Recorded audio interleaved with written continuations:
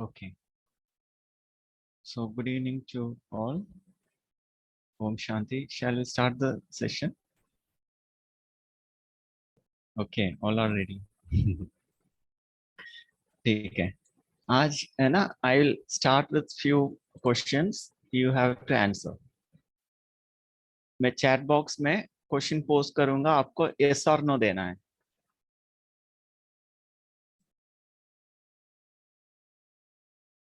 First one, how many of you believe all diseases can be prevented? Yes or no?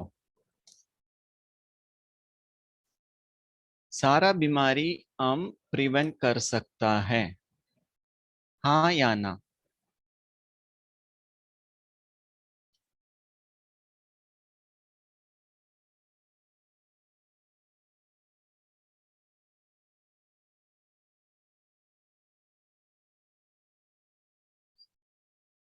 और कितने लोग answer दे रहे हैं? इतने ही एक्टिव है क्या? कितने लोग आंसर दिया? 2 3 4 5 6 7 8 9. अभी 33 मेंबर्स पार्टिसिपेंट्स हैं, but we got only 10 answers, 10 replies. तो बाकी लोग है या नहीं है?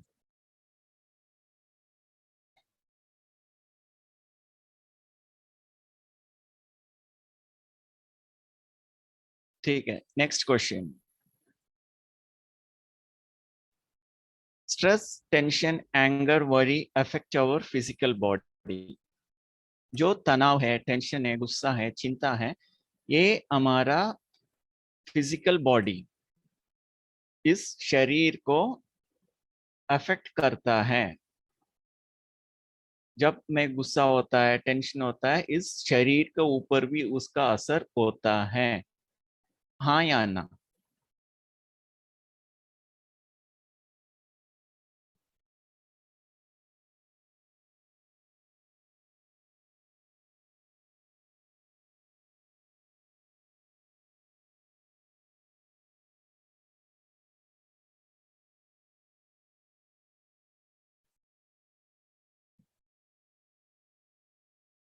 बस इतने ही है.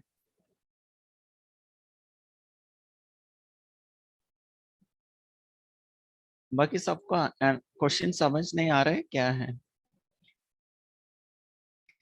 ओके. Third one, number 3.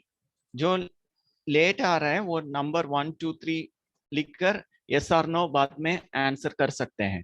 ठीक है. Now third one, happiness, feeling good, positive thinking, हमारा इस शरीर को ऊपर असर होता है या नहीं होता है? जब मैं खुश रहता हूँ, पॉजिटिव सोचता हूँ, वो विचार, जो खुशी का अनुभव, शांति का अनुभव शरीर के ऊपर असर करता है नहीं करता है? So, जो लेट आया उन्होंने 1 2 3 लिखकर यस नो आंसर दे सकते हैं. Okay. Now the fourth one.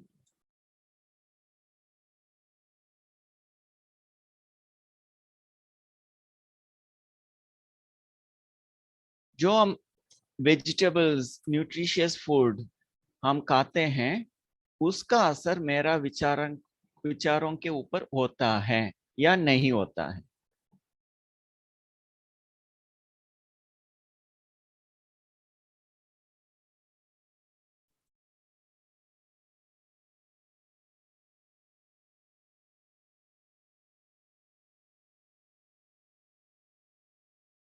और फिफ्थ वन, एक्सरसाइज हम करते हैं, अच्छे से नींद करते हैं, ये भी मेरा शरीर को असर करता है, शरीर को और विचार को, मेरा विचार के ऊपर.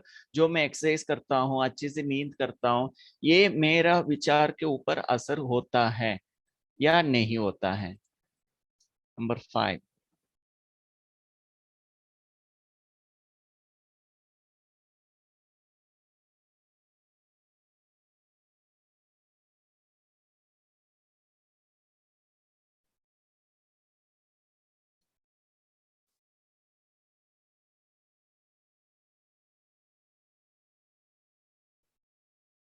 Number 6, diabetes, heart disease, hypertension, cancer, ये सारा हमारा लाइफस्टाइल के ऊपर डिपेंडेंट है, हमारा सोच के ऊपर डिपेंडेंट है।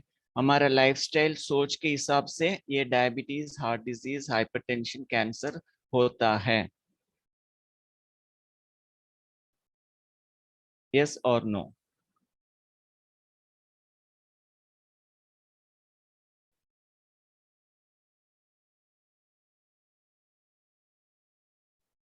ओके, तो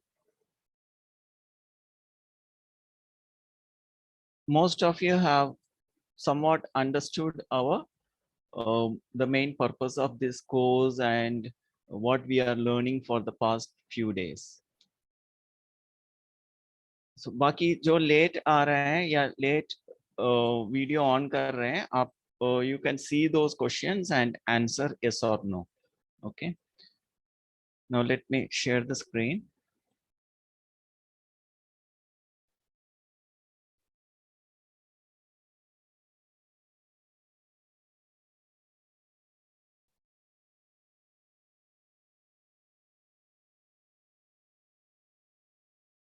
counselling for health and well being, आज का टॉपिक क्या है? Unit 4, health and illness and mental therapies. Again here there are two topics, health and illness में, और चार टॉपिक क्या है? Body and mind relationship, brain and illness, nervous system, stress management. किसका? Cat, heart disease, hypertension, diabetes and cancer. फिर दूसरा topic है psychotherapies, इसमें भी काउंसलिंग अप्रोचेस हैं, psychoanalytic techniques, cognitive, behavioristic and person centered and other techniques. So what is this psychosomatic, mind and body? An adequate understanding of what keeps people healthy or makes them get well is impossible without knowledge of the psychological and social context within which health and illness are experienced. So हम पहले दिन से हम discuss कर रहे हैं, कोई भी बीमार हो, पर्सनैलिटी हो, उसका साइकोलॉजिकल का भी असर होता है, हमारा सोशल इंटरेक्शंस का भी इफेक्ट रहता है, एंड फिजिकल भी होता है, साइकोबायोसोशियल। So how this brain and illness, उसका connection क्या है? The behavior patterns which have developed under the pressure of evolution, called species typical behavior or instincts, is one aspect of biology. Another aspect is the study of the relationship between behavioral and mental events, more of learning, perception, motivation, and speech and process in the nervous system, particularly in the brain. आप psychology का बात करते हैं, ultimately psychology किसका ऊपर dependent है? हमारा brain के ऊपर। तो हम जो भी हम सीखते हैं, सोचते हैं, और जो भी कॉग्निशन प्रोसेस हमने देखा, दिमाग से हम 5 इंद्रियों से अंदर इंफॉर्मेशन जाता है, कैसे उसको प्रोसेस होता है, ये सबका बेसिक या फाउंडेशन हमारा ब्रेन है। सो हमारा ब्रेन इज वेरी इंपॉर्टेंट। हम स्वस्थ रहते हैं या बीमार रहते हैं, उसका मूल कारण है हमारा ब्रेन। जैसे हम माइंड का बात करते हैं, हम पहले बोला था बायोलॉजिकल फैक्टर हो, सोशल फैक्टर हो, ये दोनों भी साइकोलॉजी के ऊपर डिपेंडेंट है। लेकिन इस साइकोलॉजी भी कहाँ डिपेंडेंट है? It is 100% dependent on our physical brain. ये फिजिकल ब्रेन नहीं है तो हम कुछ नहीं कर सकता है। अभी ये बताइए, because we are doing spiritual classes और स्पिरिचुअलिटी, राजयोगा, मेडिटेशन, स्पिरिचुअलिटी का बात करते हैं, तो ये स्पिरिचुअलिटी में माइंड, ये ब्रेन कहाँ होता है? या हम शांति, प्रेम, आनंद, खुशी का अनुभव होता है, इसका और ये ब्रेन का क्या रोल है? या आत्मा या कॉन्शियसनेस कहते हैं, जो अटेंशन हम बोलते हैं, तो इसका और ब्रेन का क्या कनेक्शन है? कोई चैट बॉक्स में लिख सकते हैं।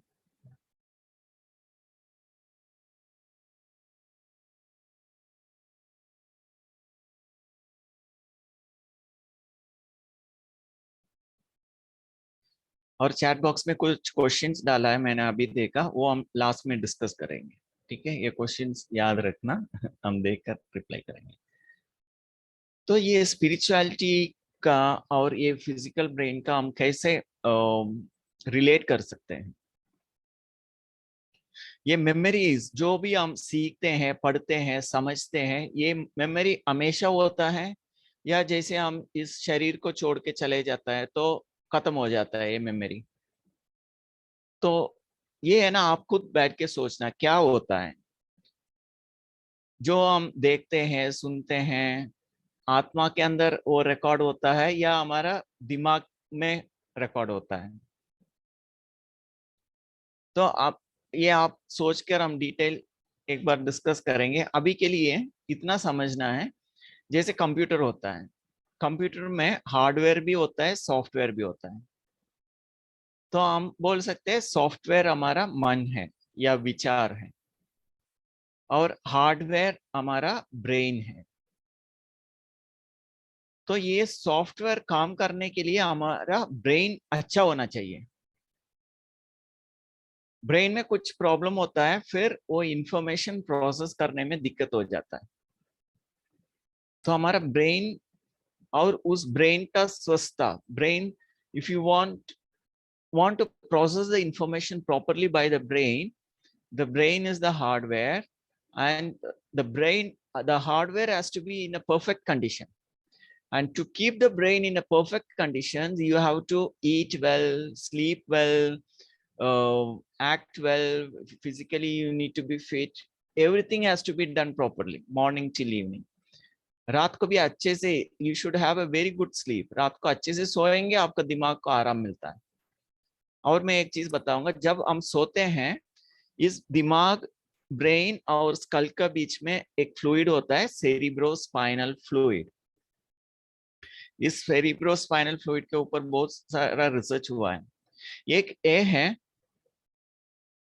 when you sleep by 10 o'clock, then this brain starts relaxing, and by 12 o'clock what happens, the cerebrospinal fluid enters the brain expands, the cerebrospinal fluid enters into the pores of the brain, and it does service।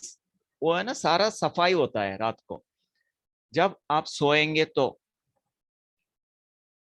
कई बार हमारा आदत होता है ना, 12 बजे सोते हैं, 1 बजे सोते हैं, तो क्या होगा, ये सर्विस जो होना चाहिए ब्रेन के अंदर, सेरिब्रोस्पाइनल, ब्रेन पहले रिलैक्स होकर एक्सपैंड होना है, वो सेरिब्रोस्पाइनल फ्लूइड उसके अंदर जाकर सब जो न्यूरॉन फायरिंग होता है उसके साथ जो भी रेसिड्यूअल्स या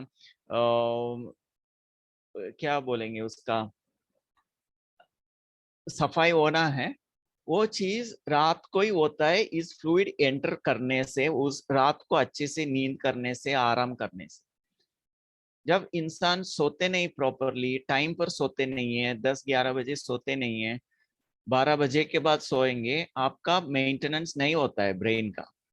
इसके कारण आप देखेंगे कई डिप्रेशन का बात लेकर आपके पास आएंगे काउंसलिंग के लिए। 90%, वाई 99% ऑफ केसेस आप देखेंगे वो रात को प्रॉपर सोया नहीं होगा। और रिसर्च क्या बताता है, 10 दिन आप सोएंगे नहीं, पागल हो जाएगा इंसान। क्योंकि दिमाग है ना, ब्रेन सारा दिन जो सोचते हैं रात को उसको प्रोसेस करना है। जैसे आपने कंप्यूटर में कई सारा फाइल्स पढ़ा है, लेकिन उसको अलग अलग फोल्डर में रखेंगे तो वो याद आएगा ना। ऐसा ही हमारा ब्रेन में अलग अलग ब्रेन का पार्ट्स होता है।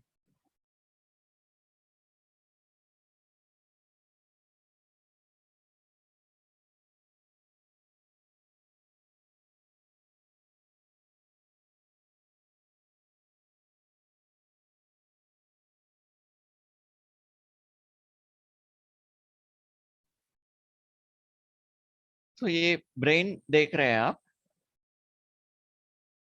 इसमें brain component, cerebral cortex, thalamus, hypothalamus, cerebellum, ऐसा अलग अलग नाम है। ये इसको सेरिब्रल कॉर्टेक्स कहते हैं, थैलेमस यहाँ कहते हैं, hypothalamus, mid brain, pons, medulla, ये स्पाइनल कॉर्ड है। तो ऐसा ही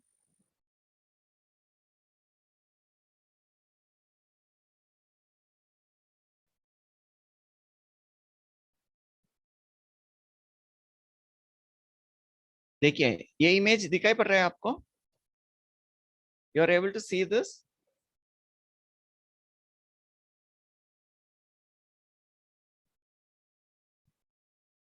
ओके, इसमें क्या है, एक एक ब्रेन का फंक्शन लिखा है। देखिए यहाँ ऑक्सीपिटल लोब वो विजन का काम करता है, ये रीडिंग का करता है, सेरिब्लम, और ये पोर्शन फेशियल रिकॉग्निशन का, ये पोर्शन जो आप सुनते हैं वो यहाँ का काम है। और ये स्मेल, ऑल्फैक्टरी बल्ब, ये स्मेल का ये जगह है, और स्पीच का ये जगह है, और आपका हैंड फीट मूवमेंट का ये this is the portion of the brain. And आपका टच फीलिंग महसूस करने का ये पोर्शन है, और फीलिंग्स का ये है किनेस्थेटिक, बॉडी अवेयरनेस का ये है। तो अलग अलग ब्रेन अलग अलग काम करता है, ब्रेन का एक एक पोर्शन का अलग अलग काम होता है।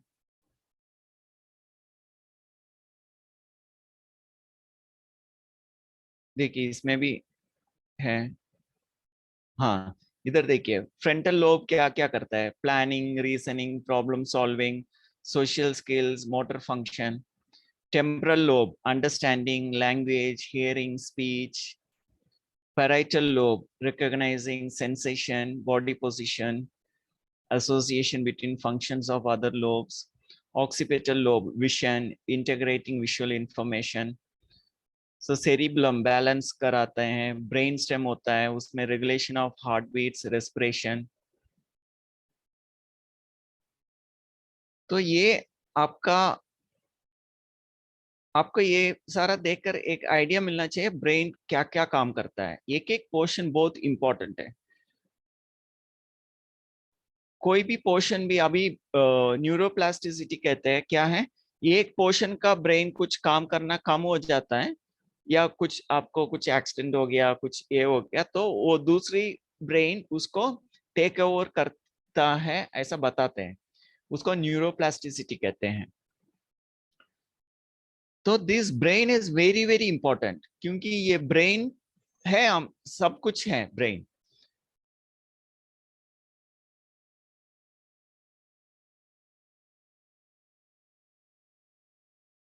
और इस ब्रेन के अंदर कई सारे न्यूरॉन्स होता है। न्यूरॉन्स इसको कहते हैं, देखिए इसमें लिखा है न्यूरॉन। ये न्यूरॉन्स क्या है, इस ब्रेन में जैसे हम सोचना है, कुछ भी सोचना है, जैसे हाथ हिलना है मेरे को, अभी ये सोच क्या होता है, ऐसा न्यूरॉन, ये एक न्यूरॉन है, ये बहुत छोटा छोटा दिखाई पड़ेंगे, इसमें बड़ा करके दिखाते हैं, देखो इधर कितना छोटा है, इधर इतना बड़ा कर दिया।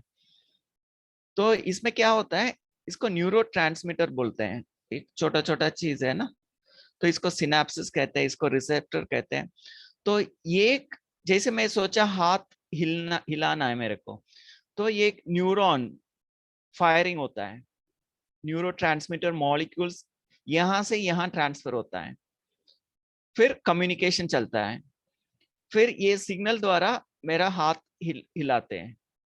तो मैं एक एक सोचता है ना, मेरा दिमाग उतना जल्दी, फास्ट, क्विकली, मैं सोचा मेरा फिंगर में हिला दिया, तो कितना जल्दी वो कम्युनिकेशन होता है, देखो आप आपकी ब्रेन के अंदर।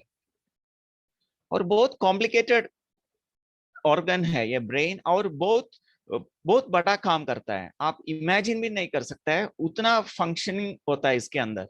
बहुत सारा न्यूरॉन फायरिंग होता है, ये सारा इलेक्ट्रिसिटी है, ये ब्रेन का भी है ना, इलेक्ट्रिसिटी भी मेजर करते हैं। जैसे ईईजी है ना, उसमें भी मेजर करते हैं आपका अल्फा वेव्स कितना है, बीटा वेव्स कितना है, गामा वेव्स कितना है, और एक एक सोचते समय भी माइन्यूट सिग्नल्स भी उसमें आता है, और न्यूरॉन फायरिंग होता है, आपका केमिकल रिएक्शंस होता है, ये सारा सेकंड्स में होता है, बहुत फास्ट भी होता है। जैसे सोचा मैं हाथ हिलाया तो ब्रेन से सिग्नल गया और नर्व में कम्युनिकेट किया, उंगली भी हिला दिया, तो वो कम्युनिकेशन होते रहता है सारा दिन। तो ये समझना है हमारा ब्रेन बहुत इंपॉर्टेंट चीज है। और क्या करते हैं, जैसे हम लोग अल्कोहल पीते हैं, अल्कोहल पीते समय क्या होता है, ये न्यूरॉन फायरिंग होता है ना, ये स्लो हो जाता है। इसके लिए लोगों को लगता है आप अल्कोहल पी लिया जैसे हवा में उड़ रहा है, ऐसा लग रहा है।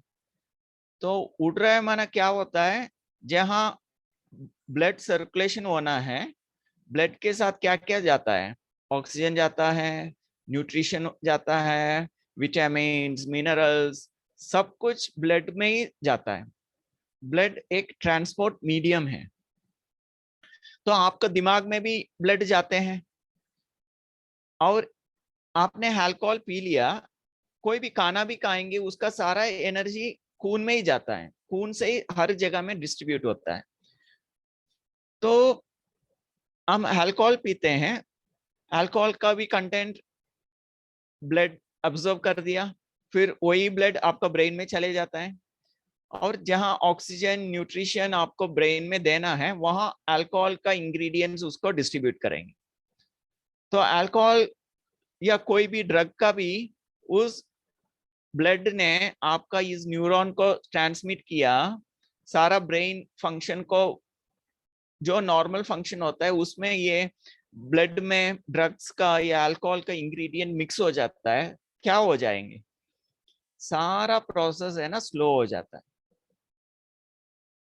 और बहुत कंटिन्यूअसली जो दारू पीते हैं, ड्रग्स लेते हैं, उनका क्या होता है, सारा ब्रेन फंक्शन स्लो हो जाता है, खराब हो जाता है, चलते चलते लोग पागल भी हो जाता है, और उनका सारा सोच है ना खराब हो जाता है। खराब माना वो नॉर्मल फंक्शन नहीं हो सकता। इसके लिए जो ड्रग्स लेते हैं ना, वो लोग ज्यादा डिप्रेशन में रहते हैं, क्योंकि उनका एक विचार उन्होंने सोचा, वो ऐसे ही रह जाता है, वो जल्दी वो पास नहीं होता है, वो न्यूरोट्रांसमीटर स्लोली काम करता है ना, तो उसके कारण एक विचार से ही वो रह जाता है।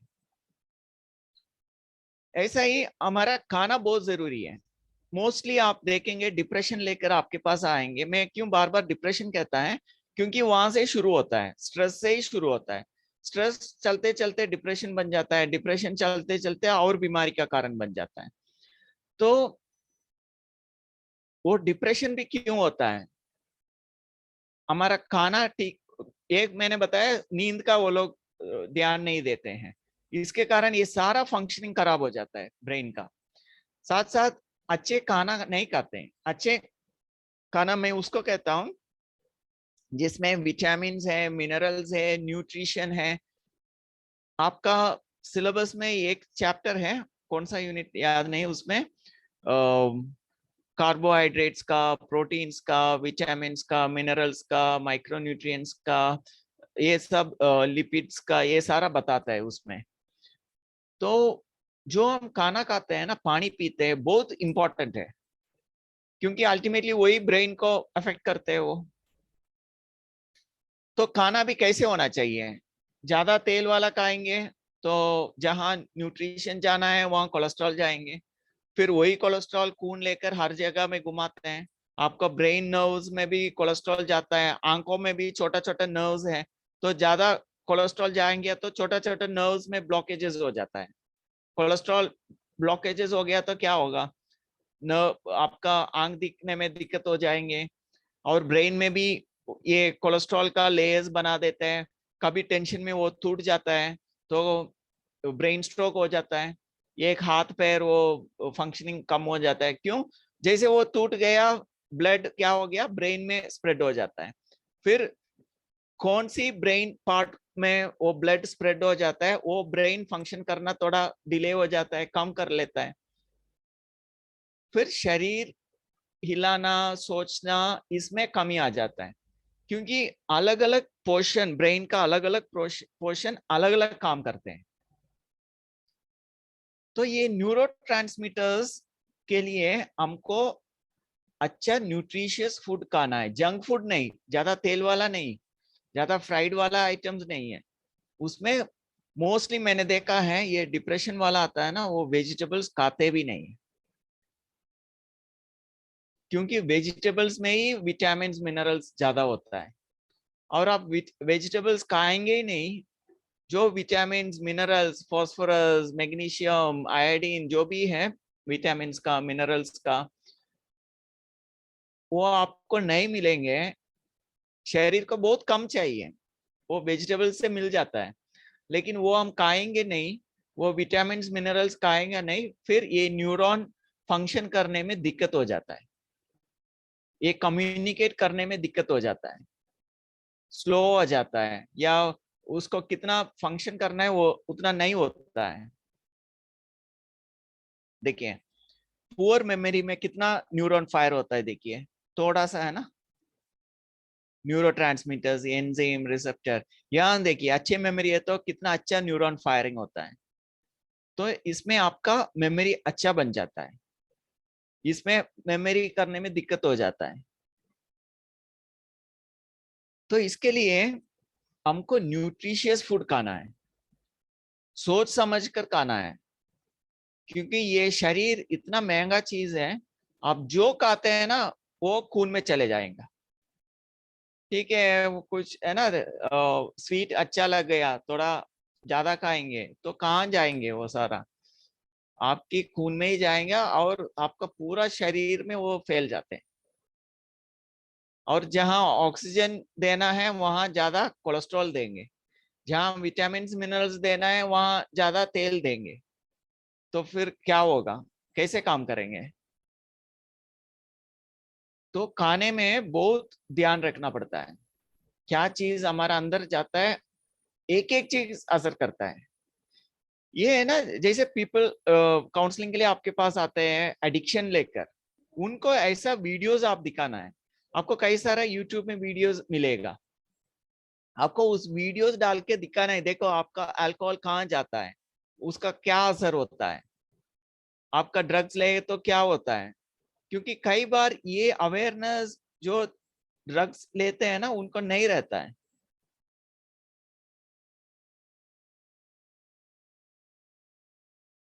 ठीक है, जो भी क्वेश्चंस हम बाद में डिस्कस करेंगे। तो ये हो गया आपका ब्रेन का इंपॉर्टेंस। फिर साथ साथ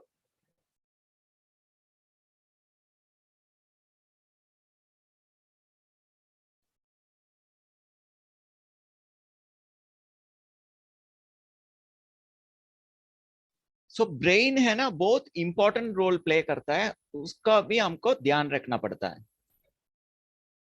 सो peripheral and central nervous system, और ये ब्रेन से कहाँ कहाँ सिग्नल जाता है, हमारा नर्वस सिस्टम से ही सारा बॉडी फंक्शन होता है।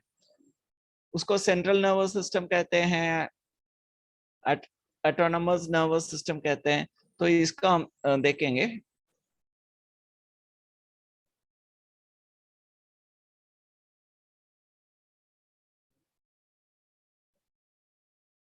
देखिए nervous system, central nervous system कहते हैं, या इसको पेरिफेरल नर्वस सिस्टम, दोनों होता है। सेंट्रल नर्वस सिस्टम में क्या होता है, जैसे अभी आपने देखा ब्रेन को देखा और स्पाइनल कॉर्ड को देखा। ब्रेन क्या करता है, receives and processes sensory information, initiates responses, stores memories, generates thoughts and emotions. Spinal cord क्या करता है, conduct signals to and from the brain, controls reflex activities. क्योंकि स्पाइनल कॉर्ड से ही सारा आपका बॉडी को सिग्नल चलता है। फिर पेरिफेरल नर्वस सिस्टम, तो वो स्पाइनल कॉर्ड का सिस्टम कहाँ कहाँ जाता है, सीएनएस टू मसल्स, ग्लैंड्स, और उसमें भी सेंसरी न्यूरॉन्स होता है, जैसे टच, ये सारा फीलिंग होता है ना, सेंसस, 5 इंद्रियों का भी होता है, sensory organs to central nervous system. फिर वहां से somatic nervous system controls voluntary movements, जैसे ऑटोमेटिक ब्रीथिंग चलता है, वॉलंटरी होता है। Autonomic nervous system controls involuntary responses. फिर इस ऑटोनॉमिक नर्वस सिस्टम के अंदर दो आता है, सिंपैथेटिक डिवीजन एंड पैरासिम्पैथेटिक। ये क्या होता है सिंपैथेटिक एंड पैरासिम्पैथेटिक?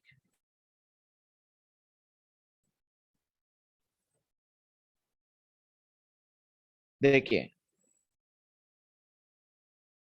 ये parasympathetic system and sympathetic system. Sympathetic system भी सारा आंख, skin, salivary, lungs, heart, stomach, pancreas, adrenal gland सब में कनेक्टेड है, और पैरासिम्पैथेटिक भी सब में कनेक्टेड है। लेकिन दोनों का अलग अलग रोल होता है। क्या होता है, जैसे आप बैठे हैं, एक साफ कमरे के अंदर आ गया, तो हम क्या करेंगे?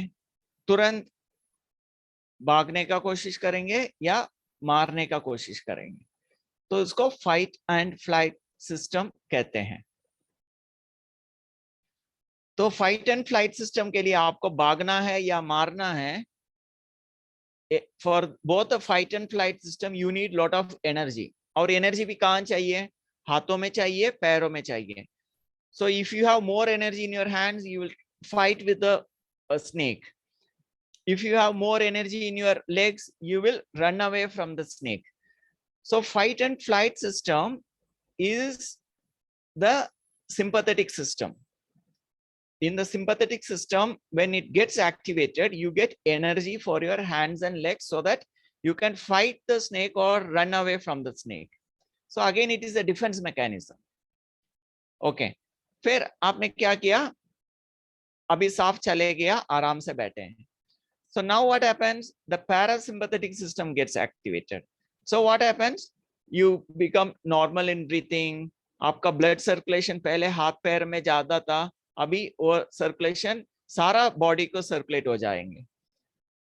इसके लिए जब आप टेंशन में, गुस्से में रहते हैं, एंजाइटी में रहते हैं, क्या होगा, कैसे होगा, क्या होगा, ऐसा है ना, हमेशा अलर्ट में रहते हैं, तो क्या होगा? आपका ब्लड सर्कुलेशन हाथों में, पैरों में ज्यादा होगा। उसके कारण it's like an emergency. When there is a war, you will not get essential groceries from your grocery shop because shops will be closed because it is an emergency. जब war आ जाता है, सब अनाउंस कर लेता है, सारा दुकान बंद कर लो, सब घर में बैठ जाओ, तो दुकान से कुछ मिलेगा नहीं आपको। जो डेली हमको मिल्क आता है गाड़ी में, वो नहीं मिलेगा।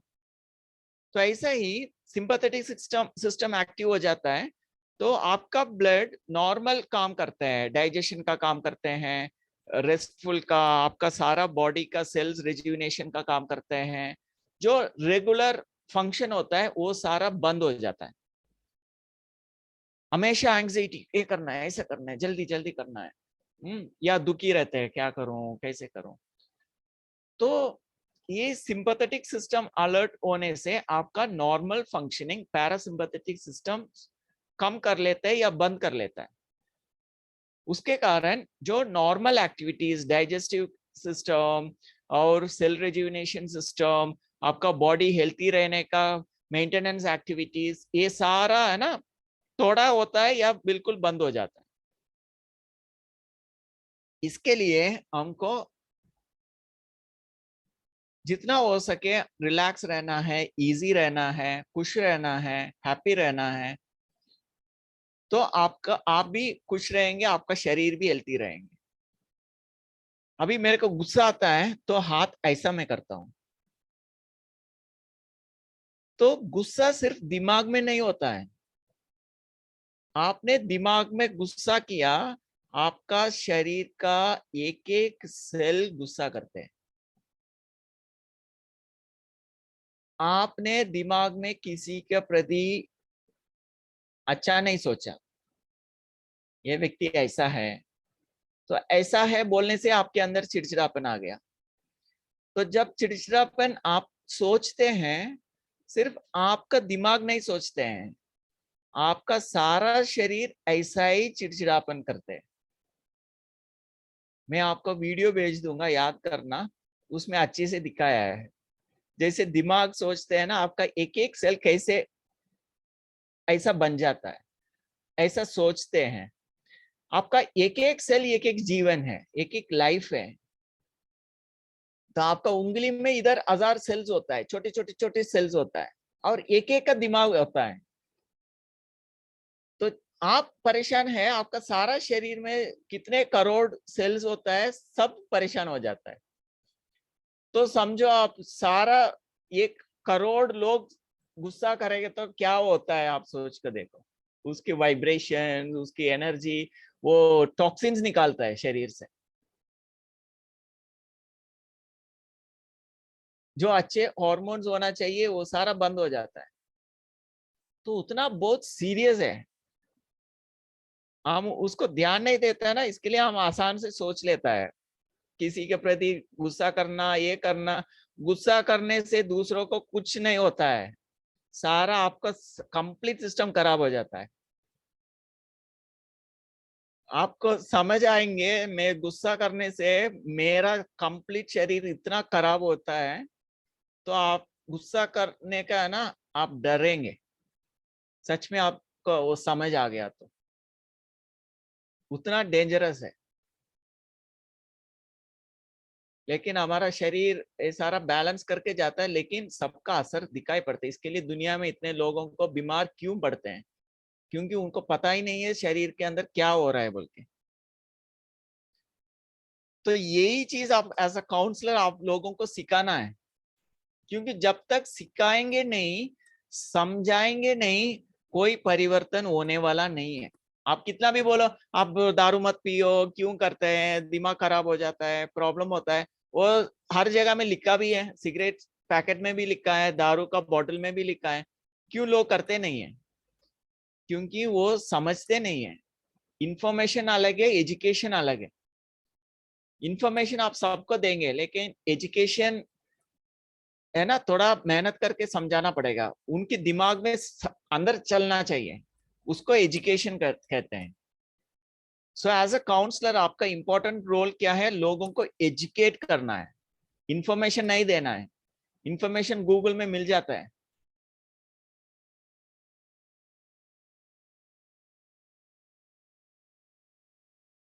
तो ये पैरासिम्पैथेटिक सिंपैथेटिक सिस्टम का बहुत इंपॉर्टेंट रोल है। सिंपैथेटिक सिस्टम इज फाइट और फ्लाइट करते हैं, और पैरासिम्पैथेटिक रेस्ट डाइजेस्ट करते हैं। और ये दोनों किसके ऊपर डिपेंडेंट है? आपकी ब्रेन के ऊपर डिपेंडेंट है। तो ये ब्रेन बहुत इंपॉर्टेंट रोल प्ले करता है।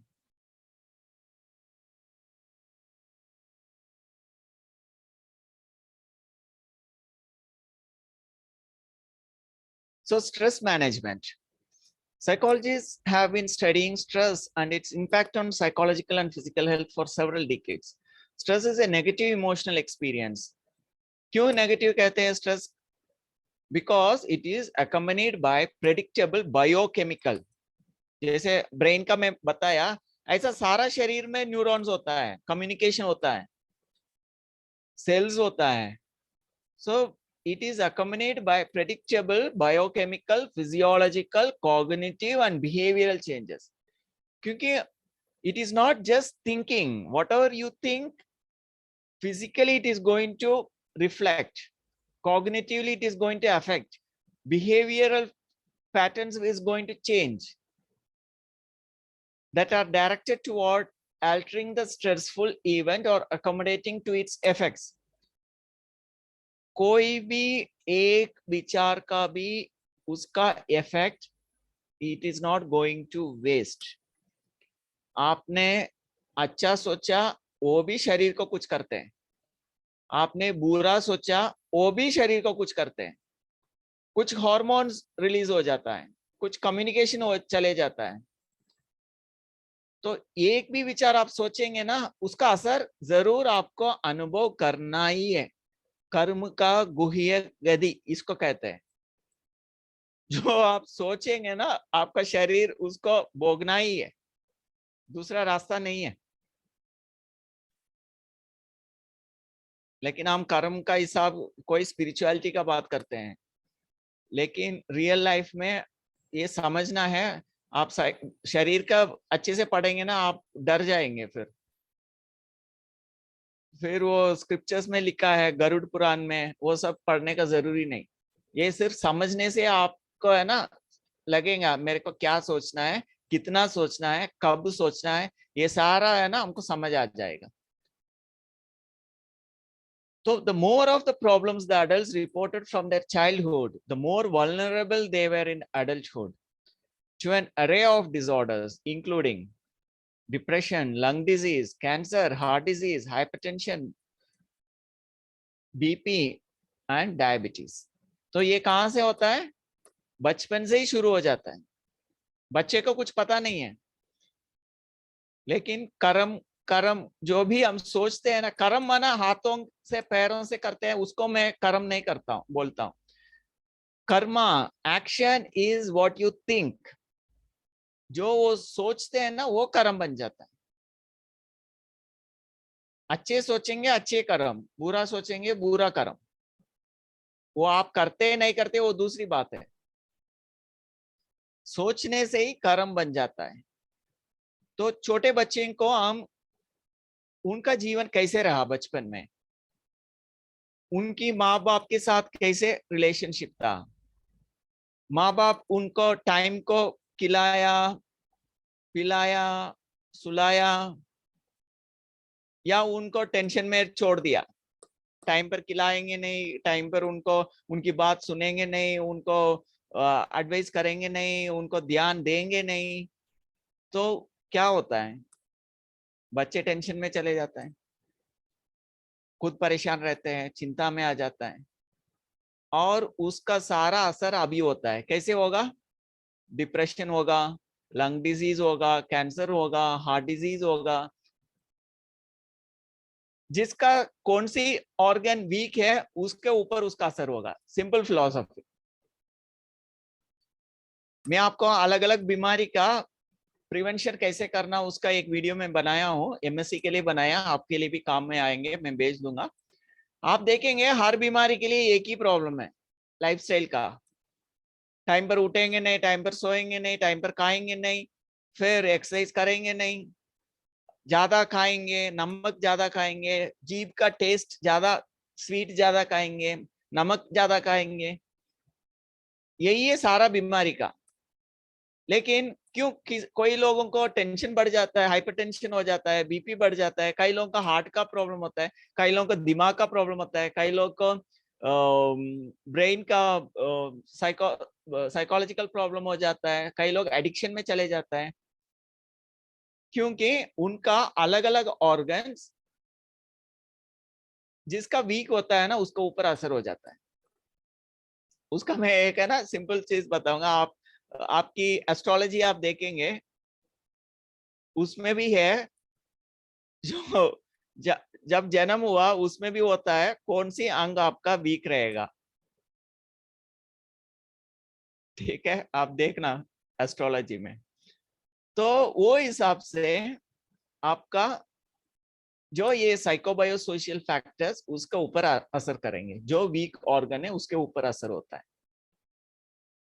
तो इसका सिंपल फिलॉसफी है प्रिवेंशन के लिए, खुश रहो, सोचने के पहले सोचो, इजी रहो, रिलैक्स रहो, एक्टिव रहो, खुद भी है ना पर्पसफुल मीनिंगफुल कुछ करो खुद के लिए, दूसरों के लिए भी मीनिंगफुल पर्पसफुल कुछ करो। ठीक है, so at least some of the risk may have occurred not only because of stress related biological dysregulations but also because of poor health habits, smoking, poor diet, lack of exercise that these early stressful environments prompted।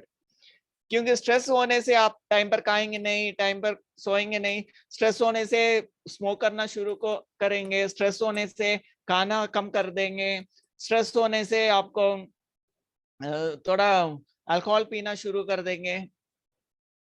ठीक है, तो stress management इसके लिए ये course किया है, कर रहे हैं। इस कोर्स इसके लिए डिजाइन किया, आपको बड़े बड़े बीमार को ठीक करना नहीं है, सिर्फ सारे दिन का डे टू डे इश्यूज में जो होता है, छोटे छोटे प्रॉब्लम्स होता है, उसको आप ठीक करो। उसको ठीक करने से जो बड़े बड़े बीमार होने वाला है उसको आप प्रिवेंट कर सकता है। Prevention is better than cure. और उसका पहले एजुकेशन करो, लोगों को एजुकेशन देना है। देखो भाई, आपको बाद में ये सब बीमारी आने वाला है, उसको प्रिवेंट करो।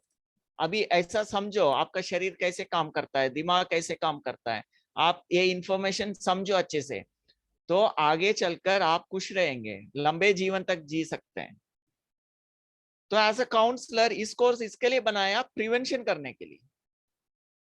जो बीमार हो गया ठीक है, उसके लिए भी आप समझा सकते हैं, क्योंकि हमारा शरीर और मन उतना फ्लेक्सिबल है। बीमार आ गया तो भी कुछ लाइफस्टाइल आपने ठीक कर दिया, सोचना ठीक कर दिया, हमारा सेल भी खुश हो जाता है, फिर आपका हेल्थ वापस आ जाएगा। लेकिन prevention is better than cure. It is always better to prevent the diseases. So fight और फ्लाइट मैंने बता दिया, फाइट और फ्लाइट कैसे काम करता है। तो हमेशा आप टेंशन में रहते हैं, गुस्से में रहते हैं, तो ये जनरल अडैप्शन सिंड्रोम में बताएं। First phase alarm, the organism become mobilized to meet the threat. In the second phase, resistance, the organism makes efforts to cope with the threat as through confrontation. Third क्या होता है? Exhaustion. आप हमेशा tension में रहेंगे, क्या होता है? थक जाएंगे, एग्जॉस्ट हो जाता है।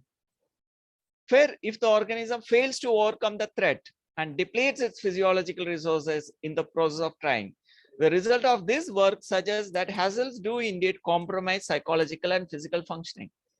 तो हमेशा अलर्ट में, टेंशन में, क्या होगा क्या होगा, कैसे होगा, ऐसे होगा, ऐसे सोचते सोचते रहेंगे। दिमाग को ओवरलोड कर रहे हैं, शरीर को ओवरलोड करते हैं, करते करते थक जाते हैं, फिर भी चिंता करते हैं, और भी क्या होगा? डिफेंस मैकेनिज्म, अलग अलग बीमारी आना शुरू हो जाते हैं। हम छोड़ते ही नहीं है गुस्सा करना, खुश रहना हम सीखते नहीं है, गुस्सा करना बंद होता ही नहीं है, चिड़चिड़ापन करना बंद होता ही नहीं है। फिर क्या होता है? उसको एग्जॉशन हो जाता है, और वो थक गया, फिर भी आप गुस्सा करते हैं, फिर भी आप परेशान रहते हैं। जो ऑलरेडी थक गया उनके अंदर शक्ति ही नहीं है, और क्या होगा फिर? और बीमार हो जाता है। तो यही है, ऑस्ट्रेलिया ने रिसर्च करके 1956 में रैट के ऊपर रिसर्च करके उन्होंने बताया जनरल एडेप्टेशन सिंड्रोम वो कैसे हर बीमारी का कारण बन जाता है। तो आपका नेक्स्ट चैप्टर है साइकोथेरेपीज। तो ये स्ट्रेस का प्रॉब्लम कैसे कैसे हम ठीक कर सकता है, उसका अलग अलग काउंसलिंग टेक्निक्स होता है। उसमें मेन यही है, साइको एनालिटिक सिगमंड फ्रॉइड का, कॉग्निटिव हमारा दिमाग कैसे सोचता है उसके ठीक करना। साइको एनालिटिक माना जो बचपन से लेकर आज तक जो हमारा अंदर है उसको ठीक करो। कॉग्निटिव हमारा सोच, नेगेटिव को पॉजिटिव में बदलो ध्यान से। बिहेवियरिस्टिक जो कर्म करते हैं सही अच्छे कर्म करो, सोशल एक्टिविटी करो, अनसेल्फिश एक्टिविटी करो, फिजिकली एक्सरसाइज करो। तो बिहेवियरिस्टिक, तो जो हमारा पास्ट मेमोरी उसको भी ठीक करना है, क्योंकि मेमोरी के कारण अभी हमारा आदत ऐसा बन गया है। तो पुराना मेमोरी को भी ठीक करो, अभी जो सोचते हैं उसको भी ठीक करो, क्योंकि वही पुराना मेमोरी बन जाता है। फिर उसके कारण हमारा व्यवहार भी ठीक करो। फिर अच्छे सोचो, पर्सन सेंटर्ड माना जो हमारे इंसान में जो स्ट्रेंथ है उसके ऊपर काम करो, जो वीकनेस है उसको ज्यादा ध्यान नहीं देना। ठीक है, थोड़ा तो समझ लिया आपने, थोड़ा ठीक कर लिया, फिर हमारे अंदर जो अच्छी एबिलिटीज है, स्ट्रेंथ्स है, so work on the strength instead of always focusing on the negativity. So what are the techniques, counseling approaches? आपका किताब में शायद फर्स्ट स्पिरिचुअलिटी का मैंने कुछ लिखा होगा। सो स्पिरिचुअलिटी क्या करते हैं as a counselling counsellor? Spirituality में आप क्या सीखते हैं?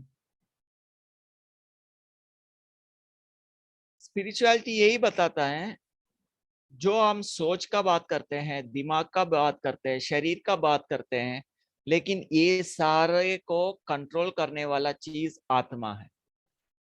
आत्मा माना कॉन्शियसनेस। जैसे हम प्रैक्टिस कर रहे थे, मैंने सोचा, हाथ हिलाया। ऐसा ही मैं चाहते थे, इसके लिए मैं सोचा, तो सोचने वाला मैं हूं। तो वो सोचने का भी शक्ति कहां से आएंगे मेरे को? तो इस शक्ति एक हमको खाने से मिलता है, ठीक है। इसके लिए अच्छी चीज खाने के लिए बोलते हैं, सात्विक चीज खाना है। आयुर्वेद में वही बताता है, सतो रजो तमो। जितना सात्विक खाना खाएंगे, हमारा दिमाग भी है ना शांत रहेंगे, टेंशन नहीं होगा, शांति से हैंडल करेंगे। लेकिन आप राजसिक चीज खाएंगे तो जल्दी जल्दी गुस्सा, टेंशन, इरिटेशन। और तमो चीज खाएंगे, सोते रहेंगे, लेजीनेस होगा। तो आयुर्वेद का भी मैंने एक बार लिंक भेजा था, आप थोड़ा उसमें देखो खाने का भी क्या है। तो ऐसा ही आत्मा को चाहिए आपका इस कॉन्शियसनेस, दिमाग शांत रहना है, साफ रहना है, कंफ्यूज नहीं होना चाहिए। तो पहला चीज सतो प्रधान होना चाहिए, सतो चीज खाना है, सतो चीज सोचना है। और इसके लिए परमात्मा को याद करना है, क्योंकि हमारा दिमाग क्लियर रहेंगे, जो पुराने बातों का चिंता ज्यादा नहीं रहेगा उस परमात्मा को याद करने से। परमात्मा को याद करना क्या है, अभी हम प्रैक्टिस करेंगे।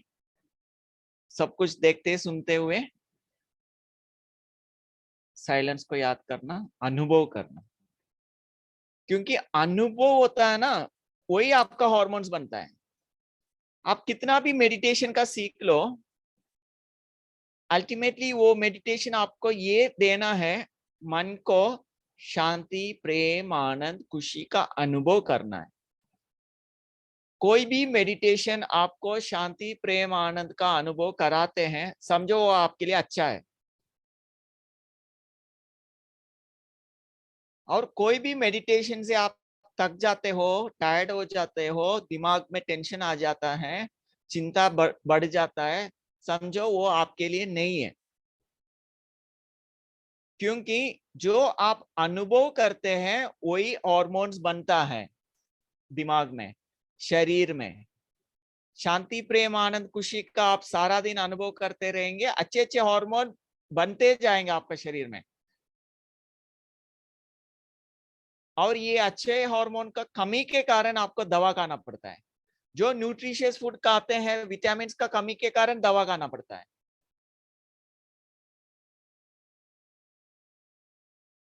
तो आप कोई भी मेडिटेशन कर सकता है, अच्छी बात है, लेकिन इतना ध्यान देना, वो मेडिटेशन जो करते हैं उससे आप शांति, प्रेम, आनंद, खुशी का अनुभव होता है, वो चेक करो आप। तो अभी हम प्रैक्टिस करेंगे, सब कुछ देखते सुनते हुए सिर्फ उस साइलेंस का अनुभव करना। और साइलेंस माना बीती बात बंद हो गया, आगे का एंजाइटी बंद हो गया, पुराने डिप्रेशन बंद हो गया, सिर्फ अभी का शांति का अनुभव कर रहा हूं। और कोई जिम्मेवारी का याद नहीं है, इसके लिए हल्का हो गया, मुस्कुरा रहा हूं। सभी मुस्कुराइए, तो शांति भी आ गया, खुशी भी आ गया, उसके कारण हल्कापन भी हो गया। हल्का रहता हूं मैं, लाइट। तो जैसे मैं शांति, प्रेम, हल्कापन हो गया, मेरा सारा शरीर में ना एक एक अंग में जो भी सेल्स होता है वो सारा सेल हल्का हो जाता है।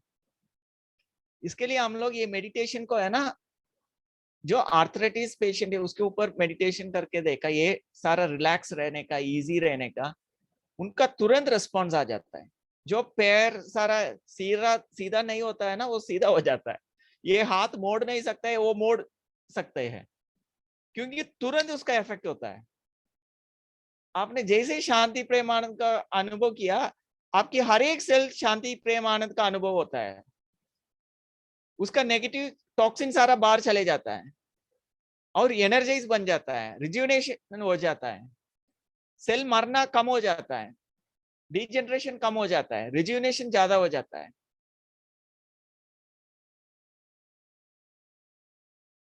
और इस शांति प्रेम आनंद निरंतर कैसे रखना है, इसके लिए उस परमात्मा को, क्योंकि सारे दुनिया को याद करेंगे दुख का बात ही याद आएगा।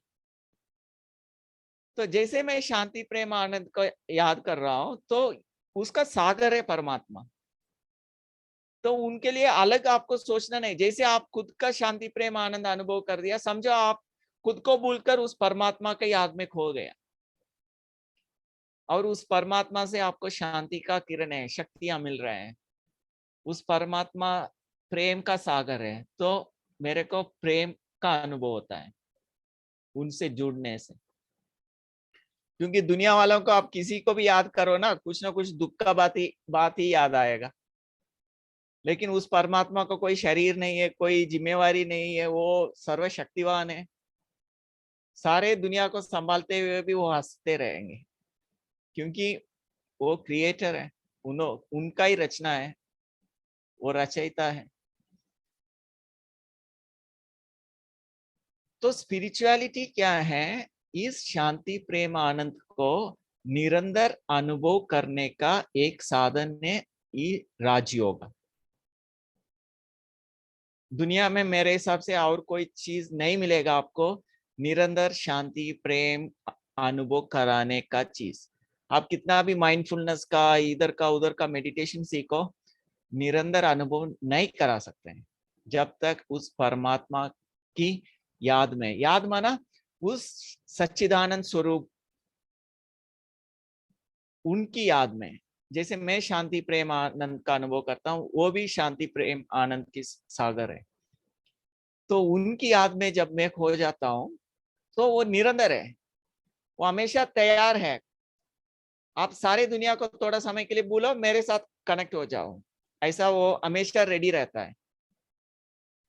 तो स्पिरिचुअलिटी का ये बेनिफिट है, आप जब भी चाहे ना उस परमात्मा से जुड़कर शांति प्रेम आनंद का अनुभव करेंगे, आपका सारा शरीर है ना बदल जाएंगे, उस सेकंड में बदल जाता है।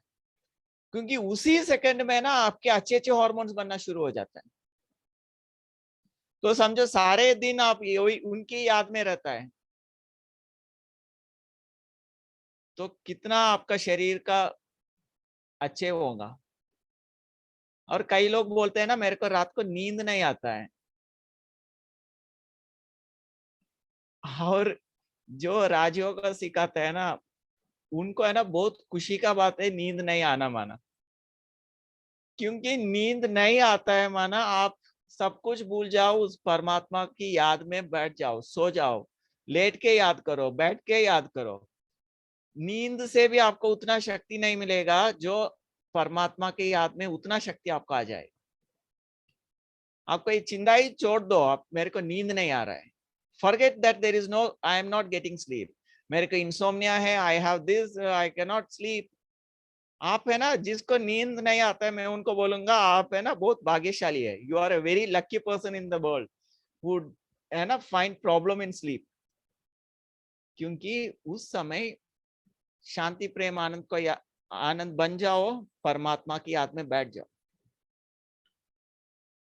जो नींद आपको करते हैं ना उससे 10 गुना अच्छा आपका शरीर हो जाएगा। ठीक है, ये स्पिरिचुअलिटी का पावर है।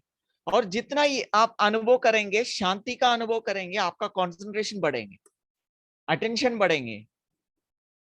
और जितना एक व्यक्ति से आप कनेक्शन जुड़ते रहता है, परमात्मा से जुड़ते रहता है, शांति प्रेम आनंद का अनुभव करते रहता है, स्पिरिचुअलिटी का ये पावर है। आपकी कंसंट्रेशन पावर जितना बढ़ेंगे उतना शक्तिशाली हो जाएगा। आत्मा के अंदर शक्ति माना उसमें कंसंट्रेशन पावर ज्यादा होता है, और उस कंसंट्रेशन पावर से आप किसी को एक शब्द बोलेंगे ना, वो हो जाएगा। आप करके देखो, कितना भी बीमार वाला है आपके सामने आ गया, आप उस शांति का शक्ति के साथ बैठ के उनको बोलो आपकी दिमाग प्रॉब्लम अभी ठीक हो जाएगा, उसी समय ठीक होना है उसको।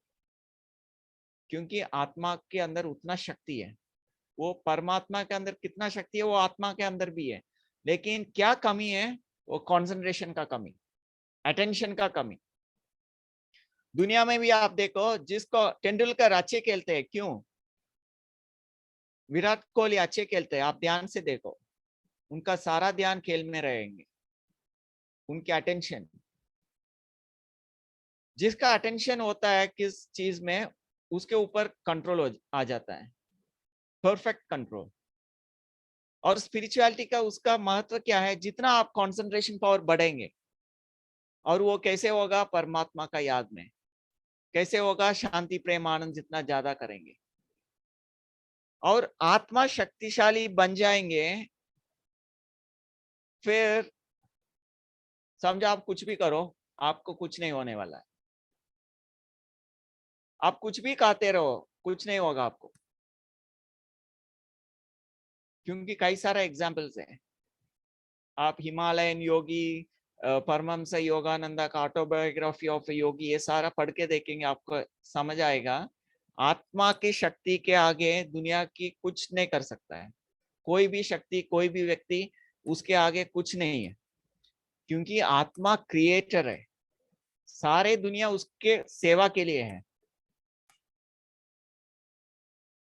तो जब स्पिरिचुअलिटी में आएगा, माना आपकी कंसंट्रेशन बढ़ेंगे, उससे आपका शरीर का सारा बीमारी ठीक हो जाएगा।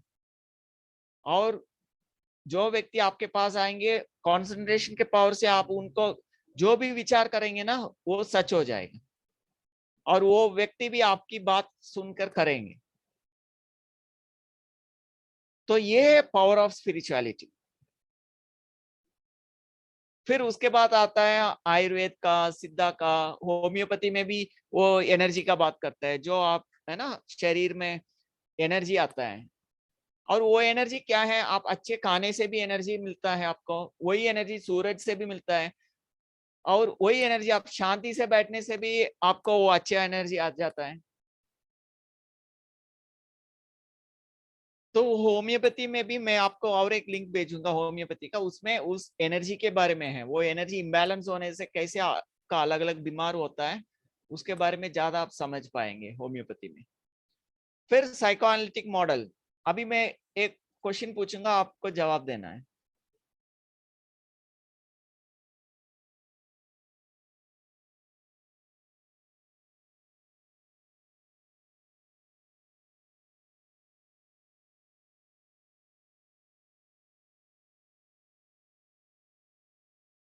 यस और नो, बताइए। Childhood emotions affect even now. अभी भी मैं बचपन में जो भी अनुभव किया, उसका असर अभी भी होता है। यस और no?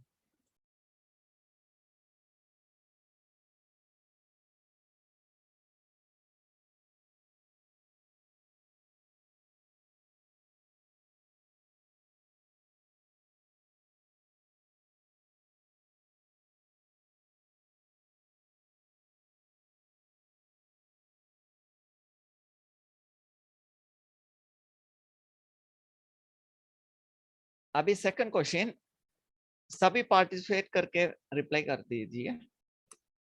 Which is more powerful, subconscious mind और कॉन्शियसनेस, ए और बी? सबकॉन्शियस माइंड पावरफुल है, कॉन्शियसनेस पावरफुल है?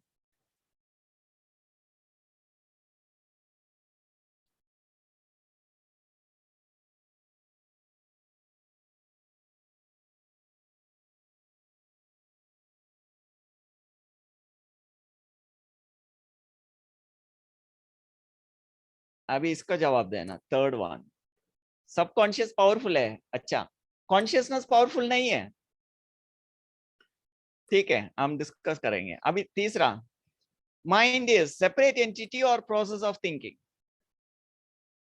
माइंड अलग है, या उस वो सोचने का तरीके को हम माइंड कहते हैं, या माइंड अलग है? ए और बी?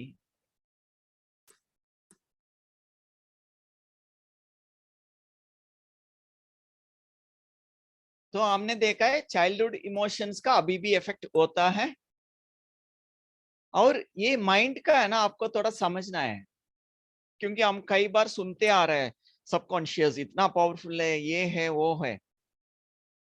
लेकिन उस सबकॉन्शियस का शब्दों में आप देखेंगे सब कॉन्शियस, कॉन्शियस के नीचे।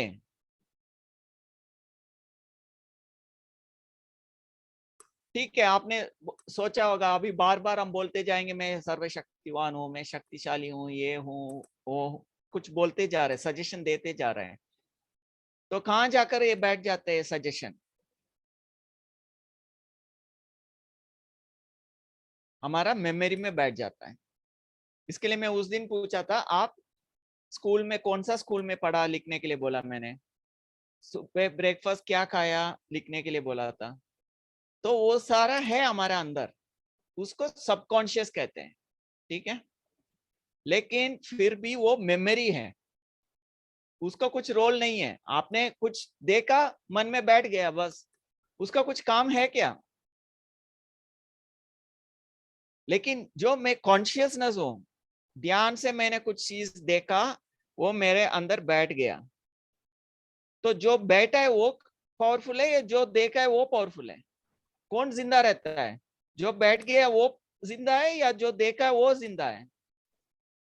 तो कॉन्शियसनेस इज पावरफुल, सबकॉन्शियस कुछ नहीं है, सबकॉन्शियस जस्ट मेमोरी। आपने बार बार बोला मैं ये हूं ये हूं ये हूं, ठीक है, रिकॉर्ड हो गया, बस उसका कुछ काम नहीं है। लेकिन कौन बोला? मैंने बोला। तो जो रिकॉर्ड किया उसका कुछ इफेक्ट नहीं है, लेकिन जो बोला उसका ऊपर इफेक्ट है।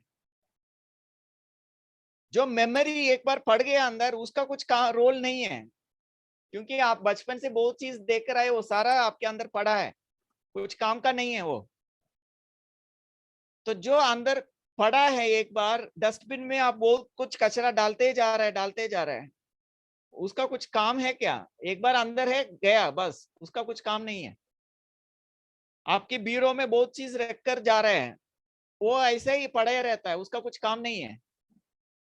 लेकिन जब आपको चाहिए, आप खोल के एक निकाल के डाल पहनते हो ड्रेस को, फिर कुछ काम में आ जाता है।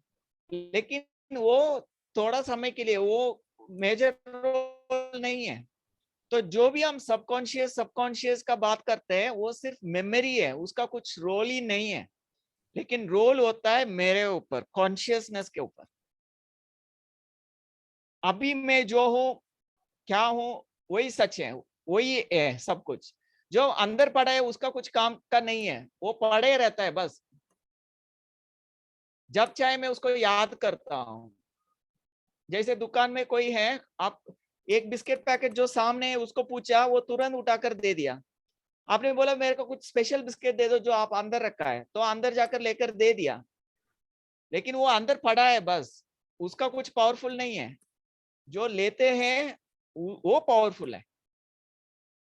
तो मैं कॉन्शियसनेस, मैं पावरफुल हूं। तो उसको पावरफुल कैसे बनाएंगे? हर समय अटेंशन, कंसंट्रेशन, इससे बढ़ते जाएंगे। आप कुछ भी बोलेंगे, एक ही बार बोलूंगा मैं स्वस्थ हूं, तो मैं स्वस्थ हो जाता हूं।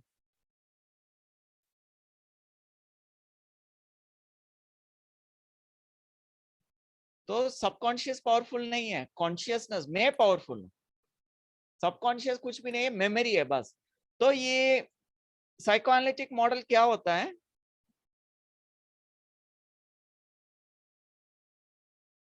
साइकोएनालिटिक मॉडल में वो जो मेमोरी, सबकॉन्शियस में जो मेमोरी पड़ा है, उसके कारण मैं कुछ अभी उसको याद करके परेशान होता हूं, तो उस याद को मैं ठीक कर लेता हूं।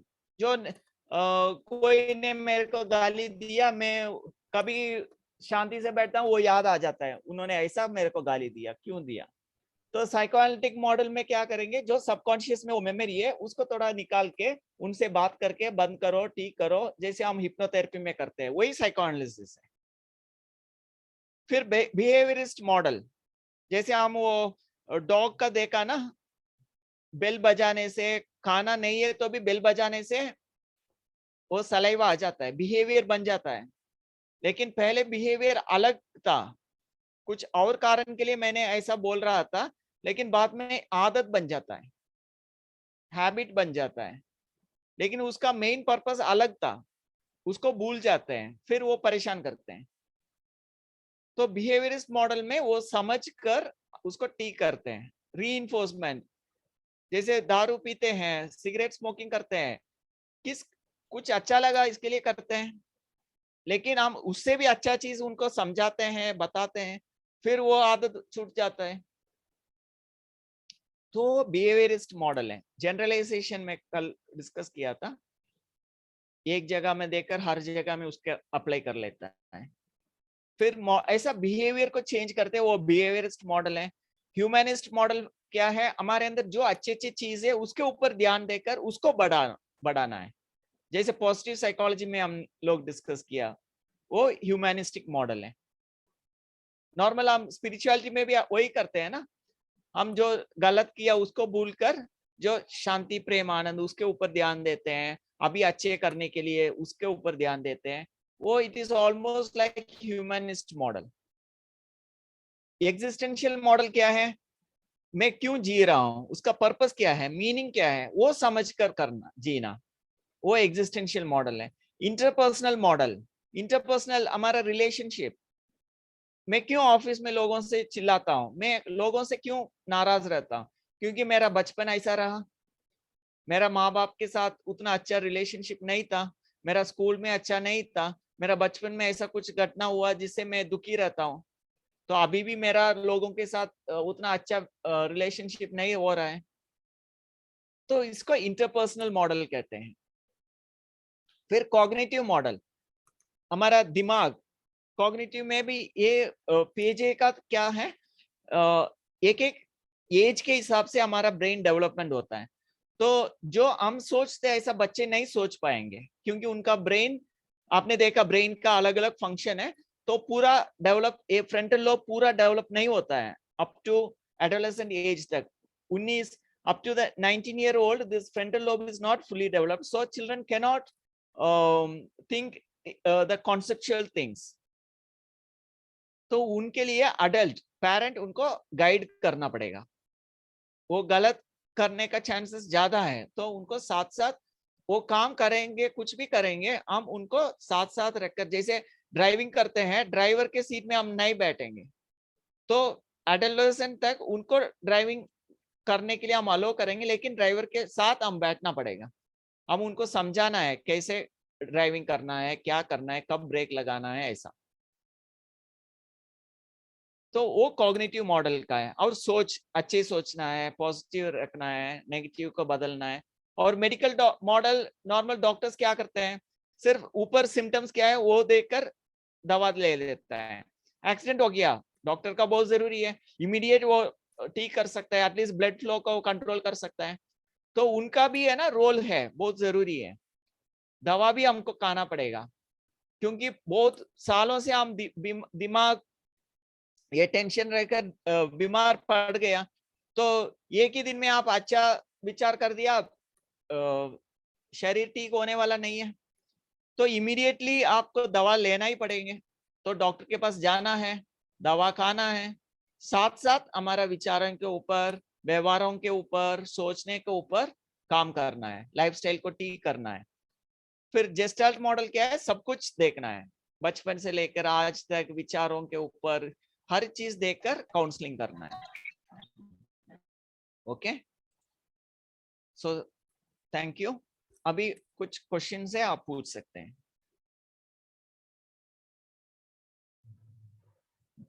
ओम शांति भाई जी।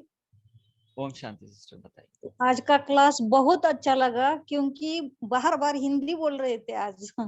अच्छा बहुत अच्छा लगा, सब क्लास समझ में आया आज। अच्छा, और एक प्रश्न पूछा था, ठीक है। तो डायबिटीज बड़ी दीदी का है और एक आंख कम दिखाई देता है, तो उस पर कोई असर होगा क्या? असर होगा माना कौन, क्या असर आप पूछ रहे हैं? भी दिखाई नहीं देता एक आंख में, डॉक्टर्स क्या बताते हैं? नर्व वो जो कमजोर हो गई है। हाँ, तो अभी स्ट्रॉन्ग करना है, तो जी एक है सब कुछ ठीक करना है, लाइफस्टाइल ठीक करना है, सोचना ठीक करना है, खान पान ठीक करना है, जो डॉक्टर्स बताए वो सब करना है, और जी हमारे साथ साथ हमारा लाइफस्टाइल भी ठीक करना है, सोचना जैसे मेडिटेशन का वो भी करना है, सब कुछ करेंगे वो ठीक हो जाएगा। क्योंकि अच्छा हमारा नर्व सारा फ्लेक्सिबल है, जी क्योंकि अभी ब्लॉकेजेस है वो ठीक हो जाता है, ब्लॉक निकल जाता है। लेकिन आपको जो जैसे डॉक्टर बताया ना, ऐसा जीना पड़ेगा आपको। जी जी जी, फिर से दिखाई देगा उस आंखों से? हो जाता है, ठीक हो जाता है, क्योंकि हमारा शरीर है ना, मोस्टली 90% केसेस बहुत फ्लेक्सिबल है। जी आप जो प्रॉब्लम हो गया उसको ठीक करो, शरीर ठीक हो जाता है। जी जी जी बहुत कम परसेंटेज में वो प्रॉब्लम्स हमेशा के लिए होता है, नहीं तो मोस्ट ऑफ द डिजीजेस आपका लाइफस्टाइल, सोच विचार ये सब ठीक करेंगे, खान पान ठीक करेंगे, पहले जैसा आप हो जाएंगे। जी जी जी, very okay, nice, thank you. Thank Om Shanti. You. Sankalp Jadhav कौन है, आप बोल सकते हैं।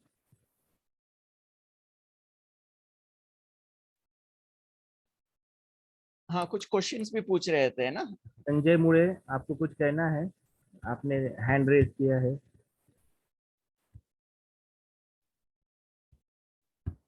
ओके, मेरा एक क्वेश्चन है अजिम सर। अभी ओके, आपने जो बताया कि सबकॉन्शियस और कॉन्शियस माइंड के बारे में, तो अभी हम जब मेडिटेशन में एफर्मेशन देते हैं या हम जब एफर्मेशन से मेडिटेशन करवाते हैं, तो उनका जो माइंड टेंडेंसी है, अभी हम उनको थोड़ा सा आंखें बंद करने को कहते हैं स्टार्टिंग में, और बाद में फिर उनको एफर्मेशन देते हैं। तो वो कॉन्शियस माइंड से डिस्कनेक्ट होते हैं, या हम एफर्मेशन की कौन से माइंड तक जाता है, मतलब सबको। देखिए अभी अफर्मेशन हम करेंगे, आप ही करेंगे, और मैं बोलता हूँ ना, मैं है ना स्वस्थ रहता हूँ, तो मेरे को अभी अनुभव करना है। तो जो ये अभी अनुभव करता है ना, अनुभव वही कौन करता है, असर होता है। अनुभव कौन करता है, मतलब कौन सा माइंड तक अनुभव होता है ऐसा, तो मतलब नहीं, कॉन्शियस। देखिए वो कॉन्शियस, सब कुछ कॉन्शियसनेस ही होता है। अनुभव भी वही करते हैं, बोलते भी वही है, करते भी अनुभव करते, सब कुछ कॉन्शियसनेस है। सब कॉन्शियस उसको कहते हैं हमारा बैंक बैलेंस है, या हमारा जैसे कंप्यूटर में मेमोरीज होता है ना, हाँ हाँ, उसका कुछ काम है क्या? Okay okay. वो मेमोरी इसके लिए याद कराने के लिए बस। और एक कहना था, फिर अभी हमने जो मतलब जो एक रिसर्च किया था, आपने भी शेयर किया था कि जो कोरोनरी आर्टरीज ब्लॉकेजेस को ओपन किया था, वी हैव टू ओपन। तो ये जो पावर थी वो सबकॉन्शियस माइंड की पावर की वजह से हुआ, या उनका अटेंशन था पूरा कॉन्शियस माइंड के ऊपर, या उन्होंने सब वो धारणाएं की और सब माइंड को कंट्रोल किया, उसके कारण वो ब्लॉकेजेस ओपन हुआ, मतलब कौन सी शक्ति ने किया उसको। देखिए आप कोई भी मेडिटेशन, विजुअलाइजेशन कुछ भी करते हो, अल्टीमेटली क्या होता है, आपके अंदर शांति, प्रेम, आनंद का ही होता है ना, ऐसी और कुछ होता है क्या? नहीं, वो 7 गुणों का तो मतलब वही होता 7 गुणों का अनुभव करते हैं, तो वही अच्छे अच्छे फीलिंग्स, इमोशंस होता है आपके अंदर। है। हाँ, आपने तो एक होता है आपका हॉर्मोन्स भी आ जाता है। दूसरा, आपकी कॉन्शियसनेस क्या करता है, मेरे को ठीक होना ही है, ओके संकल्प, दृढ़ता। Okay okay. ये दृढ़ता कितना बढ़ेंगे, ठीक है बोलना है मेरे को है ना, वो ऑपरेशन ये हो रहा है, लेकिन उसका पीछे क्या रहता है, मेरे अंदर वो इच्छा रहता है ना, मेरे को ठीक होना ही है। ओके, वो दृढ़ता के कारण ठीक होता है इंसान, बोलने से ठीक नहीं होता है। तो हम वो बोल क्यों बोलते हैं, हम उस दृढ़ता को बढ़ाने के लिए बोलते हैं। काउंसलिंग सेशन, जब हम काउंसलिंग करते हैं, अगर समझो किसी ने, आपने कहा था कि हम जो है बहुत मतलब ये लेता है, क्या बोलते हैं उसको, अल्कोहल लेते हैं बहुत, हाँ। तो मेरा एक दोस्त है, मैंने कल मतलब उससे कांटेक्ट में हूँ कि हमारे एक यहाँ पे शॉप में वो काम करता है। तो उसका एक हैबिट है कि वो क्या है कि वो अल्कोहल तो बहुत सालों से ले रहा है, तो हमने उसको जो एक 2-3 ग्रुप में उसको इंक्लूड किया, उसको स्पिरिचुअल नॉलेज दिया, सब कुछ दिया। और मतलब वो नॉर्मल है, पर वो डेली उसको ना एक कुछ तो थोड़ी मात्रा में उसको अल्कोहल चाहिए ही। तो इसको क्या करना है, कई बार क्या होता है, पहले वो है ना, वो कौन सा स्टेज में है, अल्कोहल एडिक्शन का स्टेजेस होता है। उसका स्टेज तो बहुत आगे आगे जा चुका है वो। उस स्टेज में क्या होता है, जिसको अल्कोहल, बिना अल्कोहल नहीं रह सकता है, जैसे विथड्रॉल सिम्टम्स बोलते हैं उसको, ओके, क्योंकि अल्कोहल नहीं पियेंगे तो उनको ऐसा ऐसा होगा, कुछ यस यस, कुछ होता है ना। होगा। हाथ उसका थर कपता है। हाँ, उसको ट्राई करके देखिए। वो जैसे हम लोग अभी प्रैक्टिस किया मेडिटेशन का, अटेंशन का, उससे वो कंट्रोल हो सकता है तो अच्छी बात है। लेकिन ऐसा भी नहीं हो रहा है, देन उनको डी एडिक्शन सेंटर्स बोल के हॉस्पिटल्स में होता है, ओके। गवर्नमेंट हॉस्पिटल्स में भी होता है, अलग एनजीओ भी चलाता है, प्राइवेट भी होता है। तो डी एडिक्शन सेंटर्स में नॉर्मली क्या करते हैं, जो अल्कोहल उनको चाहिए उसके लिए दूसरा कुछ दवा देता है, लेकिन वही इफेक्ट होगा मोस्टली। उससे क्या होगा, एटलीस्ट अल्कोहल वो नहीं लेंगे, उसकी जगह में दूसरा वो लोग देकर उसको डी एडिक्शन करा देते हैं। तो धीरे धीरे उनका वो विथड्रॉल सिम्टम्स कम हो जाएंगे, ठीक हो जाएगा वो। तो मुझे फिर उसके बाद जब भी उनका वो इच्छा होता है ना, उसके लिए वो कुछ दवा देंगे, कुछ ऐसा उनके पास कुछ चीज होता है। लेकिन वो डी एडिक्शन इसके लिए जरूरी है, वो विथड्रॉल सिम्टम को वो मैनेज कर पाएंगे डी एडिक्शन द्वारा। फिर आपका ये मेडिटेशन ये सारा करके फिर उनको पूरा रिकवरी करा सकते हैं। नहीं, अभी कैसे, अभी हम सीख रहे हैं, अभी हम पढ़ रहे हैं काउंसलिंग का। तो एज अ आप हम जो केसेस अब लिख रहे हैं, तो हमने उसका जो बैकग्राउंड, फिजिकल बैकग्राउंड लिया, सब कुछ लिया, उसका प्री इंडक्शन किया हमने उसका। अभी हमने उनको प्रोसेस सिखाया, मेडिटेशन क्या आपको करना है, ये करना है। अभी वो करेगा नहीं करेगा, या उसको हमने गाइडलाइन दे दिया, तो उसके पीछे माना लग करके उसका अल्कोहल से आपको विड्रॉ करना है, ऐसे नहीं होना है ना। मतलब अभी इतने सालों से कर रहा है, तो हम एक लेवल तक उसको समझा सकते हैं, तो उसने छोड़ना ही चाहिए। और काउंसलर ने, मतलब एज अ काउंसलर, हम कुछ पेशेंट के साथ या किसी के साथ अगर हम बातें करते हैं या काउंसलिंग करते हैं, तो हमने ऐसे मन में नहीं लाना है ना कि उसने हमारे काउंसलिंग से उसके अंदर फर्क होने वाला है, या वो इसके लिए मैं बोलूंगा, कोई भी काउंसलर के पास आते हैं ना, वो पहले अकेले था, अभी जैसे आपके पास आ गया, यहाँ दो एनर्जी हो गया, एक आपका एनर्जी होता है, एक उनका एनर्जी होता है, ठीक है। तो इसमें हम दोनों का ही शक्ति काम करेंगे। एक उनका दृढ़ता होना चाहिए, ठीक है, उनके अंदर दृढ़ संकल्प है मेरे को अल्कोहल छोड़ना ही है, लेकिन फिर भी ऐसा ऐसा कुछ सिम्टम्स हो रहा है, विथड्रॉल सिम्टम्स होता है, मेरे से कंट्रोल नहीं हो पा रहा है। तो वहां क्या होता है, काउंसलर, एज अ काउंसलर आपका आत्मा का शक्ति भी वहां काम होता है। ओके। देखिए, मैं ये नहीं बोल रहा हूँ इससे है ना वो ठीक हो जाएगा, ऐसा नहीं, लेकिन देर इज अ पॉसिबिलिटी आपके अंदर उस कंसंट्रेशन पावर ज्यादा है या योग का शक्ति ज्यादा है, फिर आपकी शक्ति से वो आगे बढ़ सकते हैं। ओके। लेकिन उसका अंदर वो लेकिन पॉजिटिव है। उसके लिए भी उनके अंदर वो दोनों रियल नीड होना चाहिए। आपको काउंसलिंग करके उनको एक रियल नीड क्रिएट कर सकते हैं, मेरे को इससे बाहर आना ही है। इसके लिए मैंने बोला उनको वीडियो दिखाओ, उनको समझाओ, so that he will know मेरे को इससे बाहर आना ही है, नहीं तो मैं मर जाऊंगा। मैं एक सिंपल चीज बताऊंगा, हम लोग ये हार्ट पेशेंट के साथ काम करते हैं ना, हम है ना, ये राजयोगा का भी धारणा सब प्रैक्टिस करना बहुत मुश्किल लगता है ना नॉर्मली, यस यस यस। लेकिन वो पेशेंट पहला दिन से ही करते हैं, आपको पता है। हाँ मतलब क्योंकि वो इसके लिए आया, वो नहीं करे तो वो मर जाएंगे, दूसरा रास्ता नहीं है उनको। क्योंकि वो सब कुछ, सब जगह में गया, डॉक्टर के पास गया, सब लोग बोल दिया ऑपरेशन करेंगे आप मर जाएंगे, ऐसे ही सब बोल दिया। तो ऐसे लोग आते हैं ना, लास्ट अटेम्प्ट, कोई रास्ता ही नहीं है, तो यस उनके लिए आप जो बात बोलेंगे ना, नेक्स्ट डे वो करना शुरू कर देंगे, उनको यस कोई यस। दिक्कत नहीं होता है, डिफिकल्टीज ही क्या नहीं है होता है। इसमें, क्या है कि एक ही मैं पॉइंट शेयर करूंगा कि अभी उसने अल्कोहल लिया था, तो अल्कोहल अभी चालू है उसका, तो उसकी आंखें जो है, आईज जो है, वो पूरा रेडनेस है पूरा। तो मेरा दोस्त है आई स्पेशलिस्ट, तो उनके साथ उनको मतलब जब कम्युनिकेशन हुआ, तो उन्होंने उनको डायरेक्ट कहा कि अगर आप 6 महीने के अंदर, 6 मंथ के अंदर आप अल्कोहल नहीं छोड़ोगे, तो आप ब्लाइंड हो जाओगे। आपके अंदर जो इतना प्रेशर है अभी, इसके कारण पूरी आईज रेडनेस हो गई है।